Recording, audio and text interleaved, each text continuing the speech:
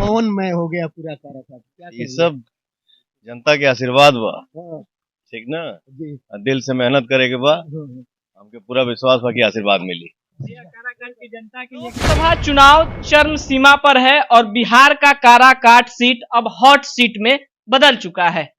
आपको बता दें कि काराकाट से पवन सिंह ने जब से ऐलान किया है कि मैं काराकाट से चुनाव लड़ूंगा, तो तमाम पार्टी और तमाम कैंडिडेट सदगर्मी में आ गए हैं कि क्या पवन सिंह जी जीत जाएंगे वहां से, या फिर बीजेपी के द्वारा भेजा गया है उपेंद्र कुशवाहा को हराने के लिए। ये सब चीजें सोशल मीडिया पर, न्यूज चैनलों पर चल रही है। अभी हमारे साथ संतोष रेणु यादव जी हैं, इनसे खास बातचीत करेंगे काराकाट सीट को लेकर। सबसे पहले भैया स्वागत है, कैसे हैं? जी शुक्रिया, बढ़िया है। आप कैसे हैं? हम भी ठीक है। काराकाट सीट हॉट सीट बन चुका है जब से पवन सिंह जी ने ऐलान कर दिया है कि मां का आशीर्वाद से मैं काराकाट लड़ रहा हूं। क्या कहेंगे, चुनाव प्रचार में आप जाएंगे या नहीं जाएंगे? देखिए, सबसे पहली चीज कि मेरी शुभकामनाएं हैं। एक अच्छे इंसान है, एक साफ हृदय के इंसान है, और चूंकि एक कलाकार भी हैं और मैं भी एक कलाकार हूं, तो इस नाते मेरी एक विशेष शुभकामनाएं हैं। और एक बात मैं और बता दूं कि पवन सिंह जी हमारे कहने पर 9 लोगों को मदद भी किया है, जिसमें 4 यादव समाज के लोग हैं, 2 मुस्लिम समाज के लोग थे और 3 एससी एसटी समाज के लोग। तो ये जो तमाम जो उनकी जो उपलब्धियां हैं, ये बहुत बड़ी उपलब्धि है। हालांकि वो दिखाते नहीं है, समाज सेवा करते हैं वो। और सबसे बढ़िया हुआ है कि वो निर्दलीय आ गए हैं। जैसे हम लोग चाह रहे थे कि वो आरजेडी से, महागठबंधन से आए, लेकिन उस तरह की स्थिति नहीं बनी, तो निर्दलीय वो आए हैं। तो एनडीए को सबसे पहले वहां से हवा में उड़ा दिए। उपेंद्र कुशवाहा जी न 3 में है न 13 में है। एक मिनट रोकना चाहेंगे भैया। एक छोटा सा क्लिप बहुत तेजी से वायरल हो रहा है। उपेंद्र कुशवाहा जी को भरी समाज में बैठाया जाता है और वहां के जनता बोलते हैं आप आ गए हैं, आपका अभिनंदन है, स्वागत है, लेकिन आपको वोट नहीं देंगे। इससे क्या लगता है, पवन सिंह जी एक तरफा जीतेंगे या फिर जमानत जब्त होगा? बहुत तरीका का बातचीत चल रहा है। नहीं, एक तरफा तो नहीं जीतेंगे। अभी पवन सिंह जी रेस में हैं, लेकिन दूसरे नंबर पर हैं। अभी सबसे जो जमीनी और भारी, अभी मैं अगर कहूं आपको उम्मीदवार के तौर पे, महागठबंधन के जो राजा राम महतो जी हैं, वो वहां पे सबसे भारी उम्मीदवार अभी तक हैं। क्योंकि वो पिछले हमको लगता है कि 6 महीना साल भर से वो हर घर का दौरा किया उन्होंने काराकाट लोकसभा क्षेत्र में। अब पवन सिंह जी का जब एंट्री हुआ है तो जाहिर सी बात है कि इनका चेहरा जो है हर घर में, हर जेहन में बसा हुआ चेहरा है। पवन सिंह जी कोई नाम के मोहताज नहीं है, कोई परिचय के मोहताज। रिमाइंड कराना है, रिमाइंड कराना है, रिमाइंड भी नहीं कराना है। जैसे वो जो चेहरा है, वो तो आज भी, कौन ऐसा घर है बिहार में, कौन ऐसा घर है जहां पे पवन सिंह जी दिन भर में एक बार नहीं बजते होंगे? कौन ऐसा मोबाइल है जिसमें पवन सिंह जी दिन भर में एक बार कम से कम नहीं बजते होंगे? तो वो चेहरा भी रिमाइंड नहीं कराना है। यहाँ पे अब एक दोहरी भूमिका उनको दिखाना होगा।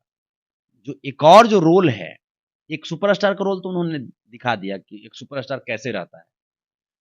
अब उनको दिखाना होगा कि सुपरस्टार व्यक्ति जब नेता बनता है, सुपरस्टार वो सितारा होता है, तो सितारा जो आसमान में चमक रहा हो, वो व्यक्ति जब सेवक बनता है, तो क्या उसके पांव जमीन पे टिकेंगे? ये दिखाना है, ये साबित करना है पवन सिंह जी को। और वहां पे मैं अभी तक तो नहीं दिख रहा है। वही मैं कह रहा हूं कि ये उनको साबित करना है। एक सबसे इंपॉर्टेंट बात मैं आपको और बता दूं कि पवन सिंह जी, कुशवाहा समाज के जितने भी वोटर हैं, वो वो वोट तो तितर बितर होगा, क्योंकि उपेंद्र कुशवाहा जी हैं, राजा राम महतो जी हैं, एक एक दो और कुशवाहा समाज के लोग वहां पे, हाँ, इंडिपेंडेंट के तौर पे वहां पे आएंगे। अब सुन रहे हैं कि असदुद्दीन ओवैसी जी भी अपनी कैंडिडेट वहां पे खड़ा कर रहे हैं, तो कुछ अल्पसंख्यक समाज का भी वोट बटेगा। 3.5 लाख 3.25 लाख जो वोटर्स हैं वो यादव समाज से, ये बहुत बड़ा फैक्टर है भैया। और वही फैक्टर, एक्स फैक्टर वही होगा बिल्कुल। जिनके तरफ भी यादव समाज का 40% वोटर वोट कर दिया, वो चुनाव निकालेंगे। अब यादव समाज का वोट लेने के लिए आपको जेन्युइन बनना पड़ेगा। यादव समाज को क्या क्या पसंद है? एक स्वाभिमान पसंद है, एक स्वाभिमान पसंद है। तो स्वाभिमानी तो हैं पवन सिंह जी। बीजेपी को घुटना पे तो ला दिए उन्होंने आसनसोल से टिकट लौटा करके। बिल्कुल। बीजेपी को जिसने घुटना पे रेंगवा दिया, वैसे व्यक्ति को यादव समाज थोड़ा सा फेवर जरूर करेगी। दूसरी चीज जो नेगेटिव पोर्शन है कि पवन सिंह जी खुद तो बहुत अच्छे इंसान है, ये मैं जानता हूं व्यक्तिगत तौर पे, ये सभी लोग तो नहीं जान रहे हैं। सब लोग के बीच में एक आपका एक इमेज है कि आप एटीट्यूड वाले हैं, आपके जो लोग हैं वो जातिवाद करते हैं। बिल्कुल, यही मैं अगला क्वेश्चन हाँ, और कहीं ना कहीं हुआ भी है। उनके जो लोग, जो इर्द गिर्द के जो लोग हैं, वो जातिवाद किए हैं, लेकिन वो जातिवाद सामाजिक तौर पे नहीं था, वो जातिवाद कलाकारी के तौर पे था। ये बात पवन सिंह जी को साबित करना होगा, प्रूव करना होगा जनता के बीच में। अब जो है ये तमाम बातें सब कुछ जैसे ही धरातल पे जाएंगे, लोग धीरे धीरे धीरे धीरे पवन सिंह जी के बारे में सोचेंगे जरूर। एक बार करना नहीं करना वोट अलग बात है। पवन सिंह जी अभी तक 2-2.25 लाख वोट लेकर के दूसरे नंबर पे आ गए हैं। अभी भी राजाराम महतो जी से मुकाबला करने के लिए उनको कम से कम 300 के स्पीड से इनको मेहनत करना होगा।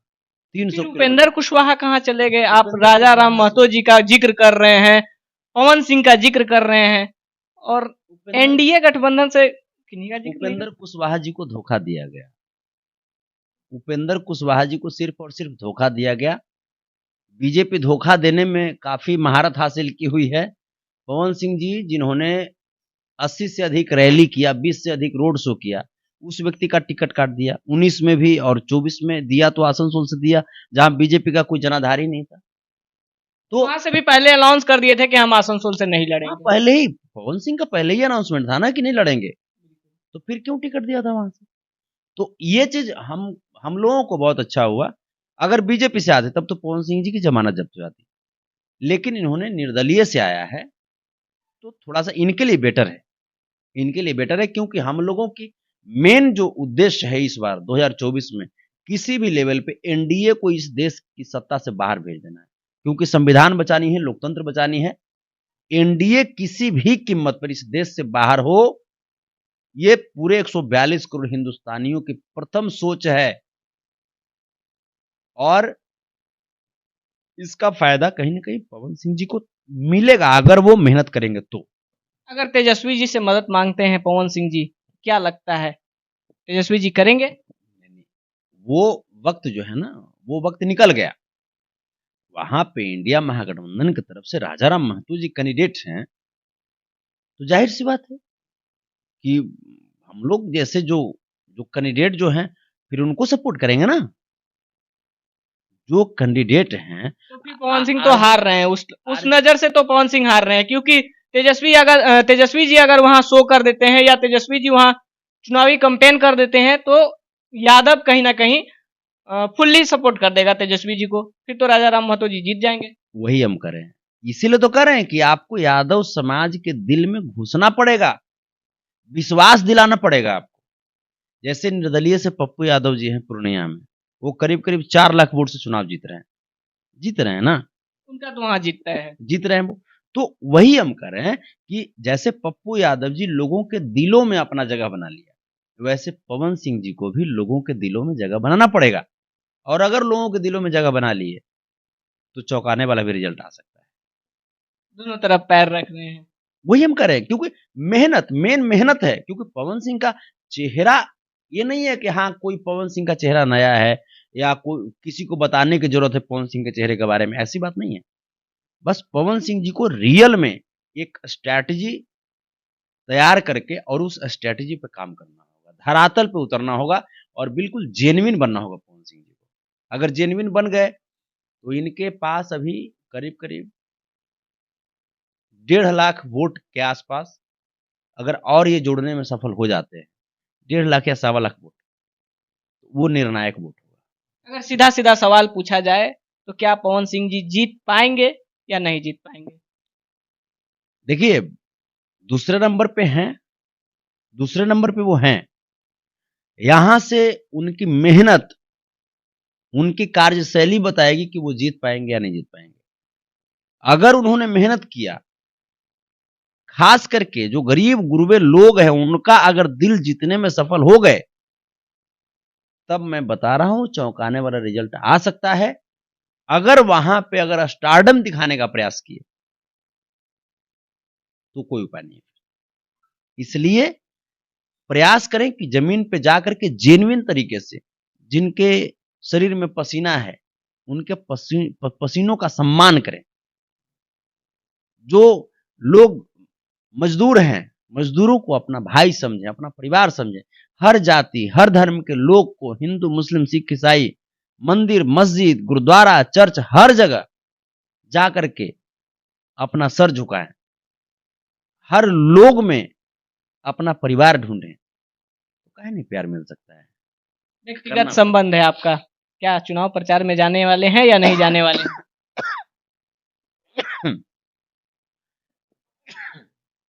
देखिए, व्यक्तिगत संबंध जो है वो अपनी जगह होती है।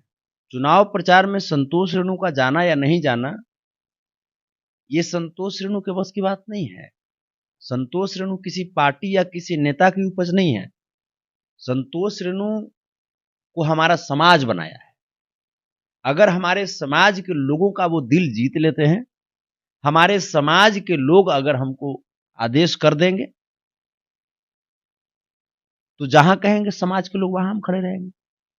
हमारे समाज के लोगों का दिल जीतना पड़ेगा उनको। अगर हमारे समाज के लोगों का दिल जीतने में सफल हो गए, समाज के लोगों का फोन आने लगा, तो समाज से हम बाहर थोड़े हैं। रवि जुआ में मान लिया जाए तो संतोष रेणु यादव चुनावी कैंपेन में नजर आएंगे समाज के साथ, समाज के साथ। समाज के साथ। चलते चलते क्या कहेंगे काराकाट की जनता से? आपके पास बहुत अच्छा सुनहरा अवसर है। दोनों कैंडिडेट बहुत अच्छे हैं। राजा राम महतो जी भी जो हैं बहुत जमीनी कैंडिडेट हैं और बहुत ही समाजवादी विचारधारा के कैंडिडेट हैं। दूसरी तरफ पवन सिंह जी को आप व्यक्तिगत तौर पे नहीं जानते होंगे, तो हम जानते हैं।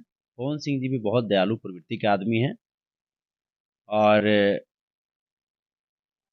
आपके हाथ, दोनों हाथ में लड्डू है, जो खास करके जो हमारे काराकाट के जो सम्मानित जनता है, तो बहुत सोच समझ करके वोट कीजिएगा। एक नज़र पवन सिंह तरफ रखिएगा। अगर पवन सिंह का व्यवहार, अगर जो पवन सिंह का व्यवहार आपको लगे कि हाँ आपको प्रभावित कर रही है, तो हमको जरूर बताइएगा। बहुत बहुत धन्यवाद भैया, अपना कीमती समय दिए। अगर आप काराकाट से हैं तो काराकाट की जनता का क्या राय है, अपना प्रतिक्रिया कमेंट बॉक्स में जरूर बताइएगा। फिर मिलते हैं किसी और खबर के साथ, तब तक के लिए जय हिंद।